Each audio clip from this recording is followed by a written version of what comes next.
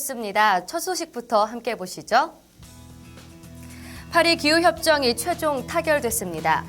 지구온난화의 주범인 온실가스를 줄여서 지구의 평균 온도 상승폭을 당초 섭씨 2도에서 1.5도로 더 낮추자는 내용인데요.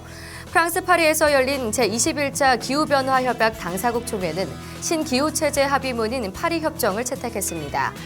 파리협정은 오는 2020년 만료 예정인 기존의 교토의정서 체제를 대체하게 되는데요.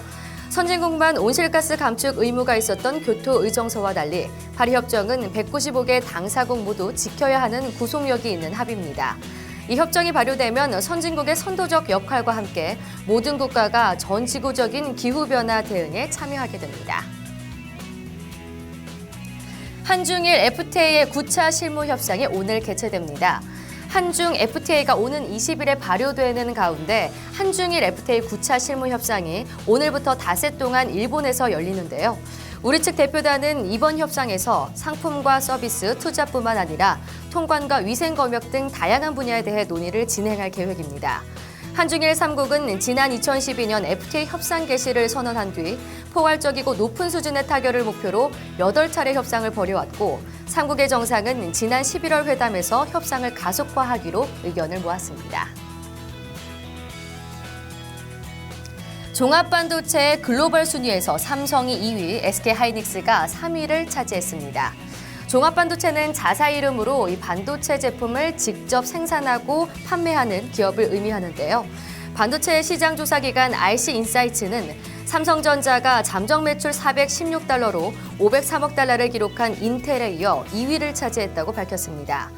SK하이닉스는 매출 169억 달러로 3위를 기록했는데요. 지난해 3위를 차지한 마이크론을 4위로 밀어내며 3위에 올랐습니다.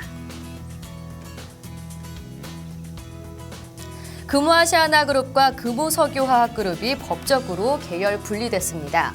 이른바 형제난으로 갈라선 금호아시아나그룹과 금호석유화학그룹이 분리해서 보는 게 맞다는 대법원 판결이 나왔는데요.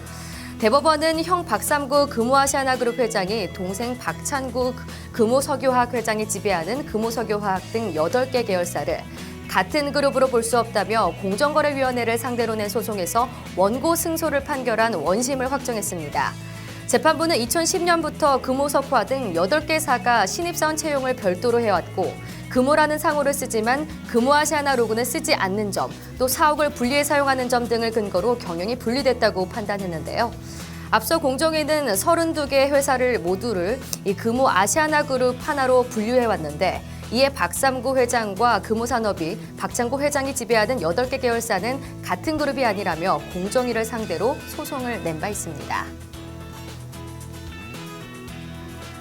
중국이 선박 배기가스 배출 규제를 발표했습니다. 중국의 이 정부가 황화물 0.5% 이하 벙커유 의무 사용을 발표한 건데요.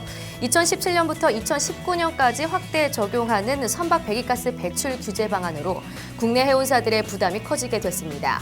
중국을 오가는 선박을 운용하는 해운사들은 더 높은 가격 연료를 사용하기 때문인데요. 어제 업계와 중국 교통운수부에 따르면 중국의 양쯔강, 주강, 보하이만 등 3개 유역이 배출 규제 해역으로 지정됐고 단계적으로 규제를 더 확대해 나갈 계획이라 밝혔습니다. 지금까지 오늘 아침 주요 뉴스였습니다.